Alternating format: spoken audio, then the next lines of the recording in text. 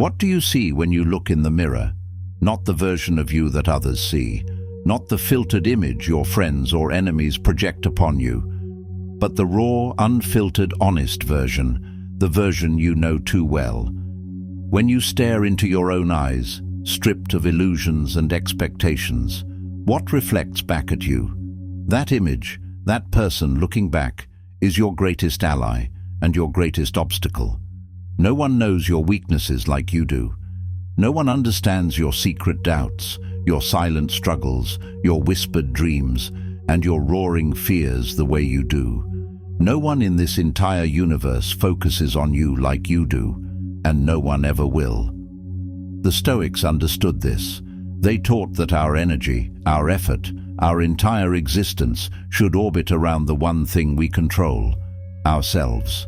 Not the applause, not the praise, not the validation of the crowd, but our own choices, our own discipline, our own focus. You are the warrior. You are the sage. You are the only one who can climb your mountain, sharpen your sword, and build your empire of the soul. So, in this video, we will peel back the layers of distraction, expectation, and ego. Together, we will walk the long, disciplined, beautiful road of self-focus because you owe it to yourself. No one will do this for you. No one can. Let's begin. Chapter 1. The Illusion of External Validation. The Stoics knew this truth better than anyone. External validation is fleeting, hollow, and ultimately dangerous to the soul. Seneca once wrote with piercing clarity, "What you think of yourself is much more important than what others think of you." His words echo through the ages because they cut through human nature's deepest insecurity, the desire to be seen, to be applauded, to be loved by the crowd. In our modern world, the temptation to seek external validation has evolved into a new beast, the trap of showing off on social media. The Stoics never had Instagram, Twitter, or TikTok, but if they lived today, they would have seen these platforms for what they often are: elaborate stages for ego, insecurity, and comparison. Every time you post a carefully filtered image of your life, every time you chase likes and comments, ask yourself, who are you doing it for? Is it for yourself, to document your growth, to celebrate your discipline? Or is it to convince others of a life you may not even be living fully? The Stoic mind sees through this performance. Marcus Aurelius reminds us, "It never ceases to amaze me. We all love ourselves more than other people, but care more about their opinion than our own." When you craft a life for the screen instead of the soul, you begin living for their applause, not your peace. The dopamine of digital approval is a shallow drug. It fades. The emptiness returns. The only true validation is the one you give yourself when you close the app and face the mirror. Before you post anything online, pause and ask, is this an honest reflection of who I am and what I value? Or am I seeking attention, praise, or distraction? Choose authenticity over applause. Why then do we so often chase the applause of others like thirsty wanderers in an endless, unforgiving desert? Why do we keep running toward the shimmering mirage of approval, only to find ourselves still parched, still empty, still aching inside? It is because we forget again and again that true nourishment, true fulfillment, never comes from without. It only grows from within. The cheers of the crowd cannot heal a wounded heart. The applause fades like a whisper in the night. The approval of strangers cannot anchor a restless soul or mend the fractures in your spirit. Like smoke, it slips through your fingers the moment you try to grasp it. And yet, we crave it. We check our likes, our followers, our accolades. We measure ourselves by others' opinions, like beggars at a feast, waiting for scraps of recognition. This is the trap. The ancient Stoics knew that the only measure that matters is your own honest appraisal, the silent dialogue you have with yourself when no one is watching. Your focus must be internal. You must learn to validate yourself, not by how others view you, but by the quiet, fierce standard you set within your own heart. Only then will you find peace, because peace does not live in the noise of others. It lives in the silence of self-respect. Chapter 2. The Power of Self-Reflection. When you look in the mirror, do you see a friend or a stranger? Most people glance quickly and move on. They look without seeing. But you, if you are committed to this Stoic path, must learn to pause, to really look, to confront the truth in the reflection. That reflection is not your enemy. It is your greatest ally if you have the courage to face it. Self-reflection is not self-criticism. It is not an invitation to berate yourself or drown in guilt over every flaw and mistake. No, it is an opportunity to grow, to course correct, to sharpen your edge like a blade that requires daily honing. It is how you take responsibility for the life you are living and, more importantly, the life you are creating. Marcus Aurelius wrote in his Meditations, "Look within. Within is the fountain of good, and it will ever bubble up, if you will ever dig." These are not empty words. This is the secret most people avoid.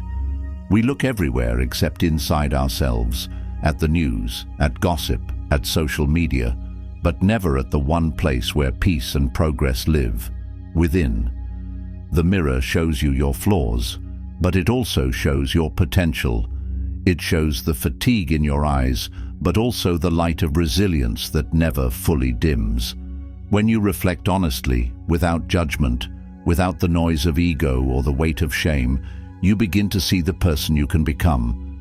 That is the power of reflection. It is the art of separating who you have been from who you can become. The act of self-reflection is the process of removing the fog that the world places on your mirror. Every bit of noise, every harsh judgment, every fear, they cloud the view of who you really are. Your obligations, your mistakes, the opinions of others, they all add smudges and dust to that glass until you forget who is truly standing there. Reflection is how you reclaim that clarity. It is how you wipe the glass clean and confront yourself without excuse or justification.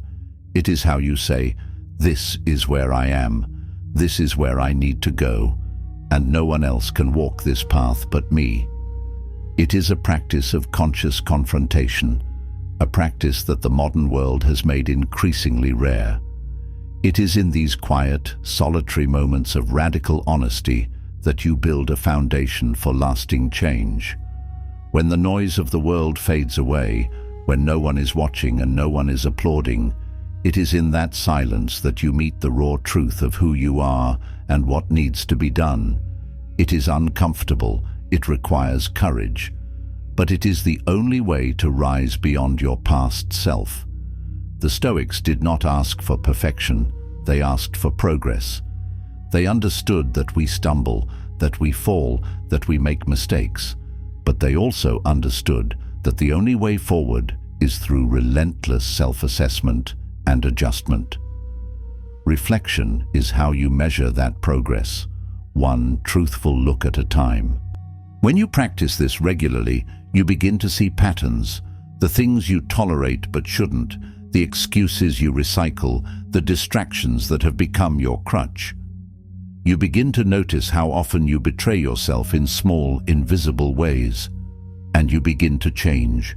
The mirror becomes more than glass. It becomes your greatest teacher.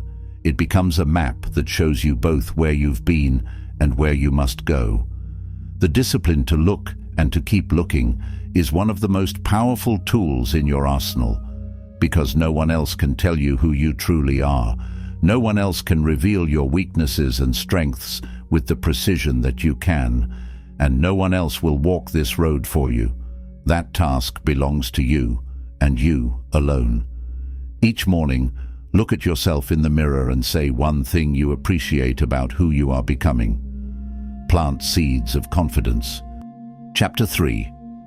The Unshakable Core. Life will throw storms at you. Betrayals, failures, losses, chaos. There will be moments when everything around you seems to unravel, when the very fabric of your external world tears apart. The job is lost, the relationship ends, the dream crumbles. In those moments, your emotions may roar like a tempest, but within the wreckage, something endures. What remains untouched is your core, your character, your discipline, your soul. These are the parts of you no one can steal, no loss can corrode, and no failure can extinguish. Epictetus, who had his leg broken by his master when he was young, taught, "You may fetter my leg, but my will remains free." He understood that while we are subject to countless external circumstances beyond our control, our response, our will, remains ours. It is the last line of defense, the sacred space that even fate cannot penetrate. The core is your sanctuary, your center of gravity, your internal fortress. When you focus on yourself, you begin to understand that the strength of this core does not come from comfort or ease. It is forged in difficulty. It is tempered in solitude. You become unshakable, not because the world becomes kinder, not because it stops throwing punches, but because you stop flinching. You become stronger with every hit that doesn't knock you down, every challenge you refuse to run from. The chaos outside can rage as loudly as it wishes. The economy may collapse, people may betray you, your plans may fall apart. News headlines will scream of doom, relationships will falter, your carefully laid strategies may crumble like sandcastles against the tide. But still, the Stoic knows that all of it is background noise. The real storm, the real battle, the real measure of strength happens inside, in that silent space that belongs only to you. The winds of fortune, no matter how wild, cannot reach your inner sanctum unless you open the door to them. When you nurture your inner world, your choices, your principles, your resilience, you create an anchor that no storm can move. You become like a tree rooted deep into the earth. The winds may sway your branches, may strip your leaves, but your roots remain. They hold firm beneath the surface, unseen yet unbreakable, and it is from those roots that new growth will eventually bloom, even after the harshest winter. Understand this clearly. The world will never stop testing you. People will let you down. Plans will fall through. Things you thought you could control will spin beyond your grasp. But none of that has power over the fortress within you unless you allow it. The Stoics taught us to distinguish what is within our control and what is not. Your attitude, your choices, your character, those are yours. Everything else is passing weather. Every obstacle, every hardship becomes a tool to shape you rather than break you. Each hardship is a sharpening stone, grinding away the unnecessary parts of you, revealing the strength underneath. Each loss is a lesson in letting go, in realizing that nothing external is ever truly yours. Each betrayal is a moment to return home to yourself, to ask, what does this reveal about me, about what I value, about how I respond? And each fall is an invitation to rise stronger, to rebuild with clearer eyes and firmer hands. Your core remains unshakable, unmoved, relentless, because you have learned to separate what happens to you from who you are, because you have trained yourself to see the storm, not as an enemy, but as a mirror reflecting your own strength. You have internalized the wisdom that while the winds of the outside world howl and batter against you, they cannot touch the inner citadel you've built stone by stone, with patience, discipline, and unwavering effort. And when the dust settles, when the world quiets again, it is your foundation, the one you built quietly, intentionally, day after day, that will still stand. It will not only stand, but will shine brighter in the aftermath of chaos, because you endured, because you chose not to crumble, because you remained true to yourself when it would have been easier to fall apart. This core is not built in a single moment of resolve, but in thousands upon thousands of small, unseen moments, when you choose character over comfort, effort over ease, integrity over approval. It is shaped in those early mornings when you rise even when you don't want to. It is shaped in those nights when you stay true to your values, even when no one is watching.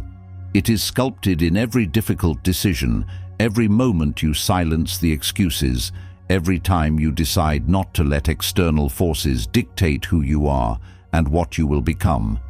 It is not the grand gestures, but the quiet, consistent choices that layer stone upon stone to the fortress of your inner being.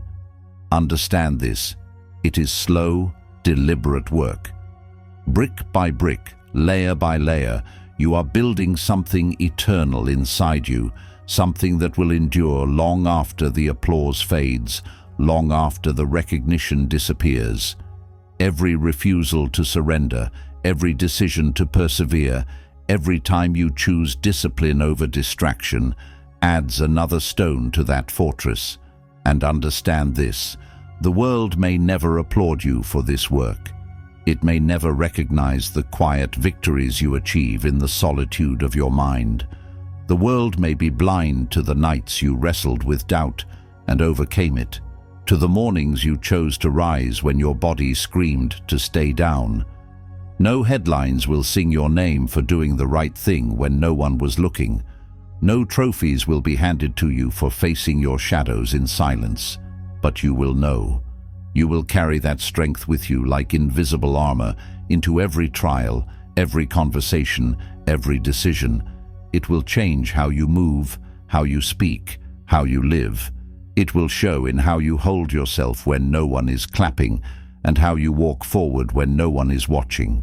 You will become the kind of person who no longer fears storms because you have become the storm's equal. You will no longer seek permission to be strong. You will no longer require proof of your worth.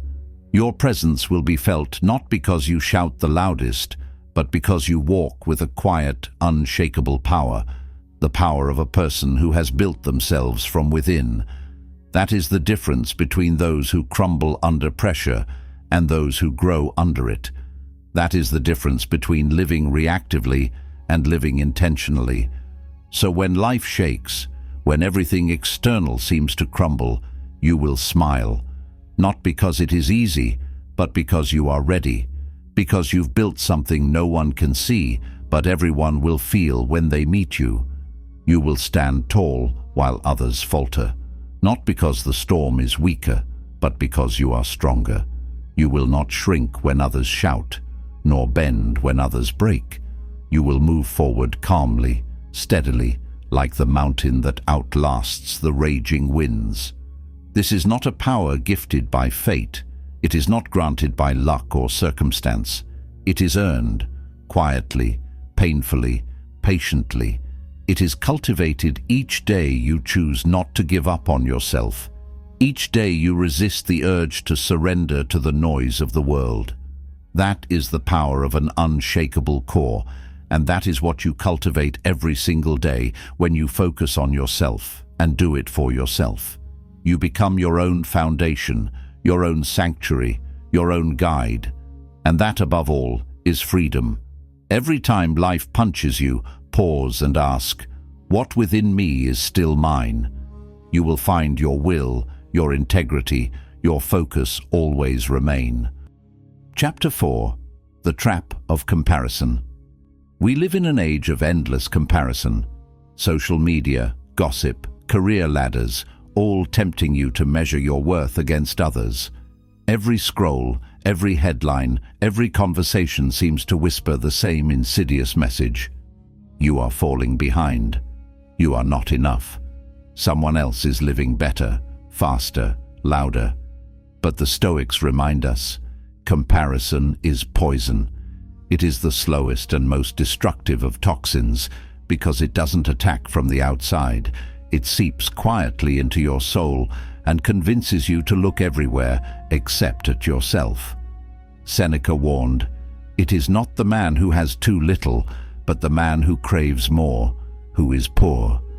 And what is comparison if not an endless craving? A craving not for progress, but for superiority, a craving to be seen, to outpace, to outrun those around you, even if it costs you peace. When you focus on yourself, you realize you are running a race of one. The finish line is not marked by others' achievements, but by your own progress. There is no scoreboard flashing your wins or losses to the crowd. There is no audience keeping score of how quickly you advance or how gracefully you stumble. No gold medal waiting to be handed out, no grand parade at the end of your effort. The real prize is internal. It is the quiet, unshakable peace that comes from knowing you are walking your path with integrity, effort, and purpose. It is a peace that cannot be bought, borrowed, or stolen. It can only be earned through relentless focus on your own journey. Comparison is a thief. It robs you of joy, of focus, of gratitude. It sneaks in quietly, whispering in your ear that you are falling behind, that someone else has it better, that you must catch up or be left behind. It tricks you into thinking that someone else's path should be yours, that their achievements somehow diminish your own. It blinds you to your own journey, your own growth, and your own blessings.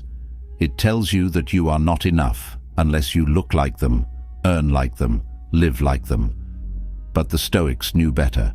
They taught that your life belongs only to you, and no measurement outside yourself can ever define it. The only scale that matters is the one you hold inside, measuring not your status, but your character, not your possessions, but your progress. Your journey is yours alone. No one else can walk it. No one else can carry its weight. No one else bears the burden of your choices or reaps the fruit of your discipline. Your obstacles, your lessons, your victories, they are uniquely yours, crafted by the life you live and the character you cultivate. And in this truth lies your freedom, for if your race is your own, then there is no one to beat, no one to outshine. There is only you and the question, am I better today than I was yesterday? When you waste your gaze on the lanes of others, you trip over your own feet. You stumble not because you are incapable, but because you've diverted your attention from where it belongs. Comparison is a distraction disguised as motivation. It wears the mask of ambition, but leaves you feeling empty, restless, and forever behind. But when you fix your eyes on your own path, you move forward, no matter how slowly, with purpose. Every step becomes intentional. Every effort becomes meaningful. Every small victory becomes fuel for the next one. And in time, you realize that peace and fulfillment were never found in outrunning others, but in becoming your truest self, the version of you that looks back in the mirror without shame, without regret, and with quiet, relentless pride. Each time you feel envy creeping in, pause. Write down 3 things you did today that moved you forward, however small. Chapter 5. The Mirror of Mortality. When you look at yourself, remember, this is temporary. Your face will age. Your strength will fade. Your time is limited. The sharpness in your eyes, the energy in your step, the power in your voice, all of it is here today, but one day it will all diminish. No one escapes this truth. The reflection you see now is a snapshot in a fleeting moment of existence, a fragile image that will one day belong to memory. The Stoics practiced memento mori, remember you will die, not to frighten themselves, but to sharpen their focus. They did not dwell on death to bring sorrow, but to remind themselves of what is urgent, what is worthy, what is real. For them, mortality was the greatest teacher. It whispered in their ear each day, "Do not waste this." Every heartbeat is a drum of urgency. Each thump is a countdown. Every breath you take is one less you'll ever breathe. Yesterday is gone forever, carved into the stone of memory and no longer within your reach. Tomorrow is a dream, a fragile wish upon which no life can depend. It is an idea, not a promise. Today is all you have. This moment, right now, is all that belongs to you. This is the field of battle, the forge of transformation. And yet, how often do we squander it? How often do we treat time like an endless river instead of a dwindling spring? How often do we look away from ourselves, distracted by petty things, seduced by illusions, forgetting that our days are numbered, that every second is a step closer to the edge? Your reflection in the mirror is a fleeting image, destined to fade like everything else. The lines on your face will deepen with the years. The spark in your eyes, no matter how strong, will one day dim. Your body, no matter how fit or youthful, will eventually surrender to time. But this is not meant to weigh you down. It is meant to liberate you. It is meant to shake you awake. It is meant to free you from the illusions of permanence, from the false belief that there will always be more time, more chances, more tomorrows. That knowledge is a gift. It is a brutal yet beautiful gift. It is a wake-up call wrapped in the quiet truth of mortality. It is a constant whisper reminding you that your life is fragile, your time is finite, and your story is still unwritten. It is not a curse, but a clarion call. It is a reminder that you are here, now, breathing, alive, capable, filled with potential that has an expiration date, a flame that will one day flicker and fade. It is not a weight meant to crush you, but a spark meant to ignite you. It is meant to be the very fire that fuels your courage, your effort, and your choice to live on purpose. It is meant to push you to live fully and fiercely, because the clock is always ticking. Because you cannot wait forever to become who you were meant to be. Because the world does not pause for your hesitation, and your soul does not thrive in delay. It fades there. It atrophies in the waiting. Your dreams decay when left untouched. Your talents wither when left unused. Your potential dies in the fields of inaction.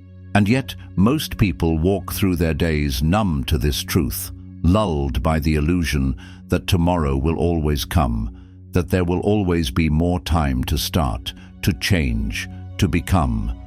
They gamble with time as if their hand will never run out of cards. They squander their mornings with distraction, their afternoons with resentment, their evenings with regret, and their nights with wasted longing. But you must not live this way. Each morning, when you see your face staring back at you, see it as a reminder. This day, this breath, this moment is a miracle. Understand how rare it is to wake up, to have another day granted to you without promise or guarantee. See it as a sacred opportunity dressed in the ordinary, a gift wrapped in the familiar, a reminder that the universe owes you nothing, that the rising sun is a blessing, not a right, that the people you love are not guaranteed, that the beating of your heart is not something to be taken lightly, that the chance to live fully belongs to today, not to tomorrow, not to next week, not to a distant, undefined someday you may never reach. Waste it not on trivialities or worries. Waste it not on gossip or comparison, on anger or regret, on shallow distractions or self-imposed delays. Waste it not in the trap of overthinking or the paralysis of perfection. Waste it not on the opinions of others or the empty applause of the crowd. Use it instead to build something worthwhile, something honest, something true. Use it to carve meaning from the raw stone of your life, to shape yourself into someone you can be proud of, someone who lives deliberately, not accidentally. Use it to speak truthfully, to live courageously, to extend kindness even when it is difficult, to stand firm even when it would be easier to fall. Use it to fight for your own potential as if your life depends on it, because it does. Because your life is not measured by how long you live, but by how well you live. And living well is not about accumulating possessions or recognition. It is about becoming the person you were always capable of being. It is about honoring the gift of this brief, beautiful existence by refusing to let it pass by unnoticed, unlived. Let your reflection be more than a face. It should be a signal, a challenge, a vow. Let it remind you that you are not here to simply exist, but to live fully, with intention, with ferocity, with grace.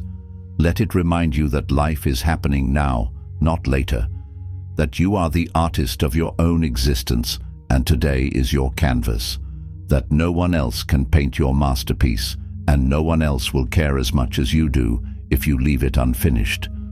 Let your reflection be a call to action, a daily summons to live while you still can, to squeeze every drop out of the time you are given, and to meet the end with the certainty that you lived, truly lived, when you had the chance. That you looked in the mirror, saw yourself clearly, and did something extraordinary with the life staring back at you. Each morning, spend 1 minute contemplating that this day could be your last. Not in dread, but to awaken urgency and gratitude. Chapter 6. The discipline of daily renewal. Each day you wake up with a choice. Will you carry the weight of yesterday, or will you begin again? Will you allow yesterday's mistakes, disappointments, and exhaustion to spill into today, or will you treat this sunrise as the clean slate it is? The Stoics believed that each sunrise offered a clean slate, not a reset from responsibility, but a fresh opportunity to reaffirm your commitment to who you want to be. They knew that life is not measured in grand gestures, but in the small daily decisions to begin again. Renewal was not a reward. It was a discipline, a daily ritual, a sacred vow made in silence, repeated with intention. Marcus Aurelius wrote, "When you arise in the morning, think of what a privilege it is to be alive, to breathe, to think, to enjoy, to love." These are not the words of someone who took time for granted. These are the words of a man who carried the weight of an empire and still understood the necessity of presence, of gratitude, of perspective. These are the words of someone who saw the cost of postponement and chose instead to meet each dawn with open eyes and an open heart. You don't renew your focus once in a lifetime. You do it every single day. Like the rising sun, it is a cycle, consistent, necessary, and powerful. Renewal is not something you stumble upon, it is something you craft, moment by moment. The mind, like a sword, dulls with disuse. The spirit, like a fire, dims when ignored. The body weakens when neglected. And so does the soul when you forget to nurture it. You must stoke it daily. You must sharpen it constantly. You must feed it deliberately. You must choose to wake up with intention, even when you feel weary, especially when you feel weary, because it is in the moments when it feels hardest, when the weight of life bears down, that renewal matters most. It is in the darkness where light is needed most. It is when you want to quit that you must begin again. Discipline is not about punishment. It is not about restriction. It is about structure, a reliable pattern that shelters you from chaos, that creates order in a disordered world. Discipline is not a chain that binds you. It is a compass that guides you. It is a framework that frees you, not cages you. The more disciplined you are with your attention, your habits, your time, the more freedom you cultivate. Freedom is not the absence of responsibility. It is the reward for mastering it. It is not an escape from effort, but the product of effort applied wisely. It is the ability to move through the world with clarity, strength, and peace, because you have ordered your inner world first. You are not blown by the winds of circumstance, because you have built yourself into the anchor. Self-renewal is how you remain resilient in a world that constantly tries to wear you down. It is how you armor yourself against the noise and negativity. It is how you protect your energy from being drained by the chaos of the world, by the demands of others, by the endless noise and distraction. It is how you recommit to your values even when temptations scream louder. It is how you stay grounded when everything else pulls you into distraction. How you keep building yourself when life tries to tear you down. How you keep walking when the path is unclear. How you keep showing up when it would be easier to quit. It is the daily act of rising when you would rather rest, of continuing when it would be easier to stop. You must make this renewal a way of life, not a momentary decision. It must become your instinct, your habit, your reflex. You must learn to meet each morning as a Stoic warrior meets the battlefield, not with dread, but with readiness. Because every day is a battle against the forces that want you distracted, defeated, and disconnected from yourself. So begin again, not once, not twice, but always. Begin again when the world feels heavy. Begin again when your body aches and your heart feels tired. Begin again not because everything is perfect, but because perfection is never the goal. Progress is. Make renewal your habit, your practice, your way of life. Let it become so ingrained that it feels as natural as breathing. Let it shape your mornings, sharpen your afternoons, and quiet your nights. Let it be the foundation upon which you rise, the rhythm that keeps you steady when the rest of the world pulls in every direction. Let it be woven into the fabric of who you are, so tightly that you no longer have to think about beginning again. You just do. Because no one else will do it for you. Because no one can walk your path but you. Because your strength is forged in these renewals, in these recommitments, in the quiet decision to keep going no matter how loud the noise gets. Because you owe it to yourself. Because your life depends on it, not in theory, but in truth. Renewal is not a luxury, it is a necessity. It is your anchor, your compass, your rebirth, again and again and again. Each morning, write down 3 words. Who? First Amendment. Beneath it, write a short sentence that reflects who you are committed to becoming today. Read it aloud. Let that declaration anchor you. Chapter 7. Mastering your inner dialogue. The world can be noisy. It can shout, demand, criticize, and overwhelm you at every turn. But nothing is louder than the voice inside your head. That inner voice, if left unchecked, can become an endless echo chamber of fear, self-doubt, negativity, and regret. And if you are not careful, that voice becomes your greatest critic instead of your greatest guide. It becomes the chains that hold you back instead of the compass that leads you forward. The Stoics taught us to examine our thoughts, to become the master of our mind rather than its prisoner. They knew that the most dangerous battlefield is not out in the world, it is within. Epictetus warned, "It's not what happens to you, but how you react to it that matters." And how do we react? Through thought, through internal interpretation, through the lens we choose to see life through the stories we tell ourselves about what life means and what it demands from us. The quality of our life is shaped not by events, but by the meaning we assign to them, and that meaning is born from our inner dialogue.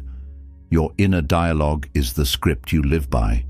It is the quiet conversation that plays on repeat every day, often without you realizing it. If it is cruel, your life will feel harsh. If it is compassionate, your life will feel lighter. If it is wise, your life will feel steady. So listen to yourself. What are you saying internally when you fail, when you're tired, when you're uncertain, when you fall short? Is that voice building you or breaking you? Is it leading you toward your best self, or dragging you down into self-pity, frustration, or defeat?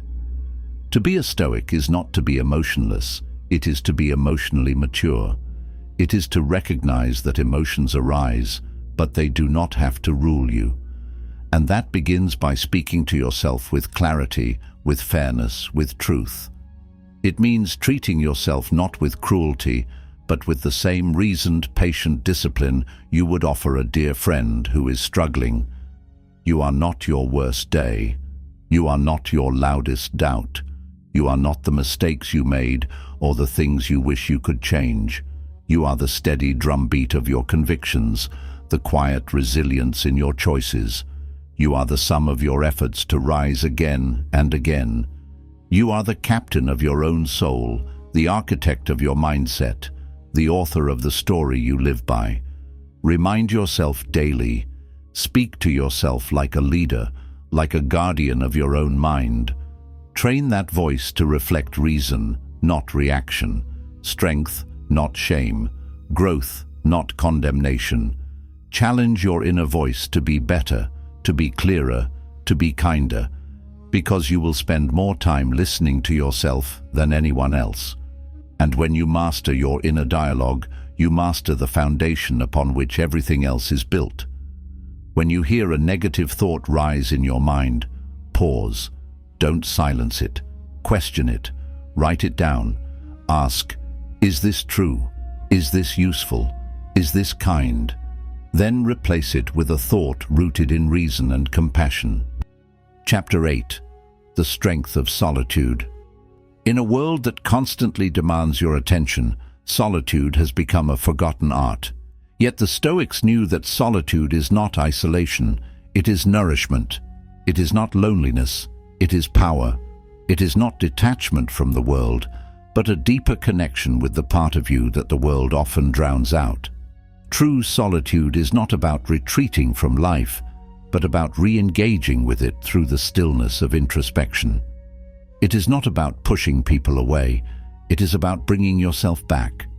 Modern life tells you that you must always be connected, always be available, always be on. It glorifies the hustle, the notifications, the constant stimuli.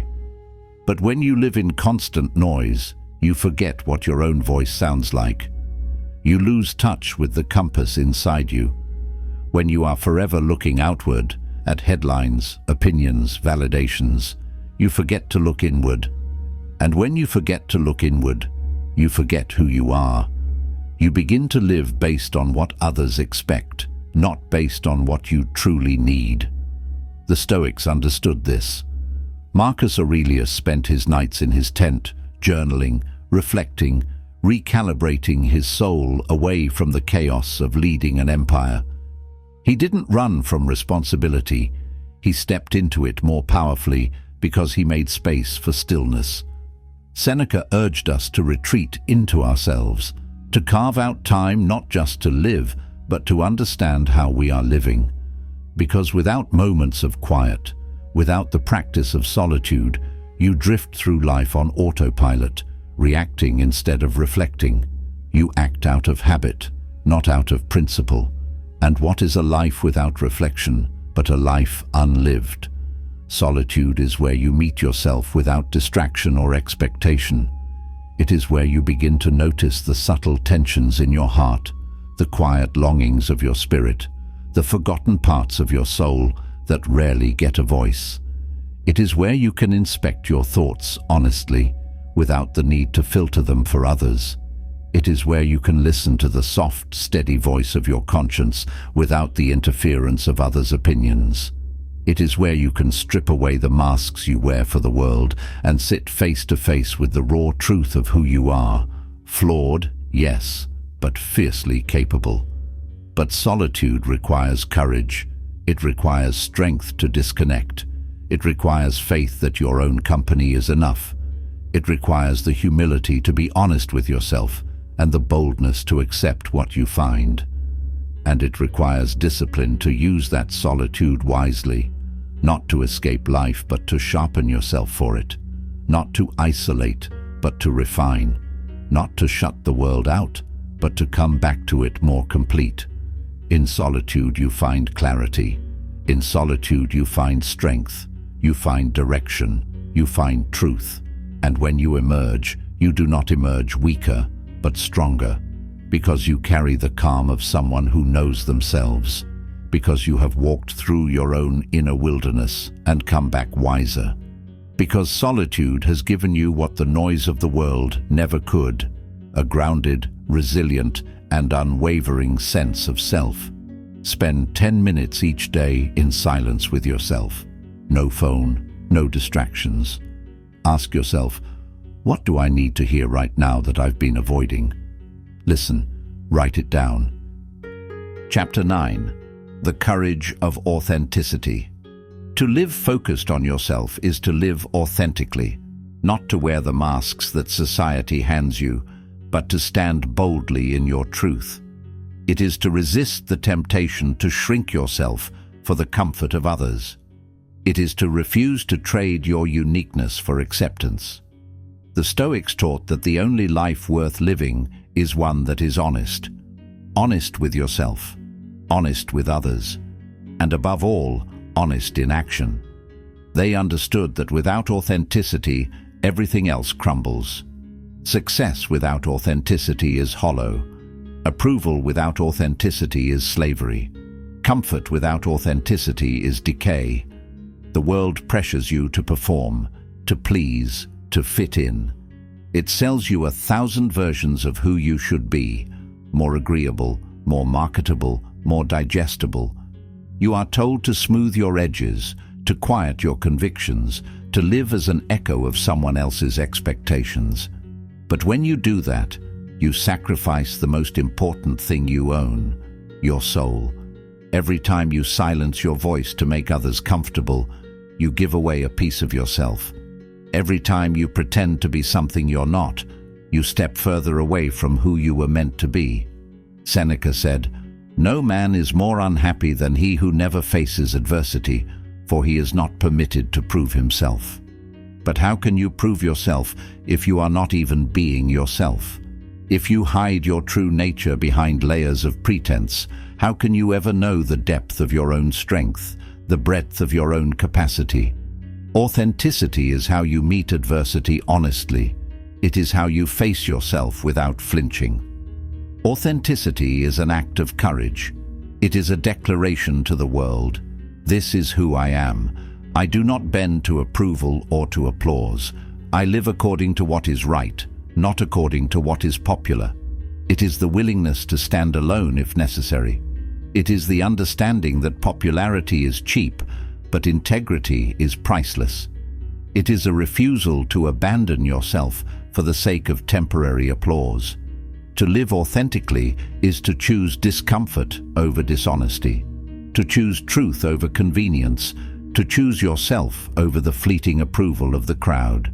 It is to be unapologetically yourself, knowing that not everyone will understand you, but knowing that you will always understand yourself. To be authentic is to be consistent with your values when no one is watching. It is to speak truth even when your voice shakes, even when silence would be easier. It is to act with integrity even when it costs you something you care about. It is to resist the temptation to betray yourself for acceptance, comfort, or ease. It is to walk away from anything or anyone who demands that you become less so they can feel more. It is to stand in front of your own reflection each night and know that, regardless of how the world judged you, you did not lie to yourself. It is to hold your head high, not because you are perfect, but because you are real, raw, and honest. Authenticity is not a shield against hardship. It often invites it. You will lose people when you choose truth. You will lose opportunities when you refuse to compromise your values. You will face criticism, misunderstanding, even rejection. But you will gain something far greater. You will gain yourself. You will gain peace. You will gain a life that feels light, because it is not weighed down by the burden of pretense. When you choose authenticity, you choose freedom. Freedom from comparison. Freedom from the exhausting need to perform. Freedom from living a life that isn't yours. You choose the peace that comes from knowing who you are and standing firmly in it. You choose to stop running from yourself. You choose to live each day with integrity, even when no one is clapping, even when the road is lonely. You choose, finally, to be free. And that is the greatest victory you will ever achieve. Because when you have nothing left but yourself, you will realize that was everything you ever needed. Every evening, reflect on one moment in your day where you silenced your truth. Write down how you will choose authenticity tomorrow instead. Chapter 10. The Mastery of Presence. The final and perhaps most difficult discipline of focusing on yourself is the mastery of presence. Presence is not something that happens accidentally. It is something you must choose again and again with deliberate effort. The Stoics taught that everything exists in the present moment. The past is a memory. The future is a hope. Only now is real. Only now can you act, decide, live. But how much of your life is spent outside the present? How much of your mental energy is consumed by what-ifs, should-haves, and could-bes? You worry about tomorrow. You regret yesterday. You live everywhere except here, and in doing so, you rob yourself of life itself. You become a ghost in your own life, haunted by the shadows of the past and the fears of the future. Marcus Aurelius wrote, "Confine yourself to the present, not because the past or future do not matter, but because they are not yours to control. Only the present belongs to you. Only the choices you make now define who you become. Your regrets cannot rewrite yesterday. Your anxieties cannot dictate tomorrow. But your attention, right now, can shape everything. To master presence is to reclaim your attention from everything that tries to steal it. It is to notice the air in your lungs, the ground beneath your feet, the thoughts in your mind, and the feelings in your heart. It is to feel the warmth of the sun on your skin, to savor the bite of cold air, to appreciate the sound of your own breathing. It is to engage with life fully, not half-heartedly. Presence is not passivity. It is the most active state of awareness. It is how you stop running from yourself. It is how you face the truth without flinching. When you are present, you are no longer a victim of circumstance. You become the architect of your experience. When you master presence, you master focus. You stop scattering your energy across what-ifs and should-haves. You stop wasting today in service of yesterday's regrets or tomorrow's fears. You start living on purpose, with attention and intention. You begin to notice how powerful even the smallest act can become when done with full attention. How a single breath, a thoughtful word, or a quiet moment of gratitude can transform your entire day. You recognize that every distraction steals a piece of your life, and you become unwilling to let that happen anymore. You reclaim your moments, one by one, with full awareness. You realize that the only place your power exists is here, now, in this breath, in this moment, and that to live distracted is to live divided. Presence is power. It is clarity. It is freedom. It is the ability to stay calm in conflict, to be patient in uncertainty, and to choose with full awareness instead of impulsive reaction. It sharpens your senses, deepens your relationships, and heightens your appreciation for life's smallest details. When you are present, time slows, emotions stabilize, priorities sharpen. Because when you are fully here, nothing can distract you from yourself. You no longer chase noise for meaning. You no longer run from discomfort. You no longer seek validation in every passing glance. You become unshakable, rooted in the reality of now, no longer dragged by the tides of what has been or what might be. You become the eye of the storm, calm and strong, because you are anchored in the only moment that matters, this one. And the more you live in this moment, the more your life becomes a masterpiece of deliberate presence. Several times a day, pause, breathe deeply. Name 3 things you can see, 3 things you can hear, and 3 things you can feel. Anchor yourself in the now.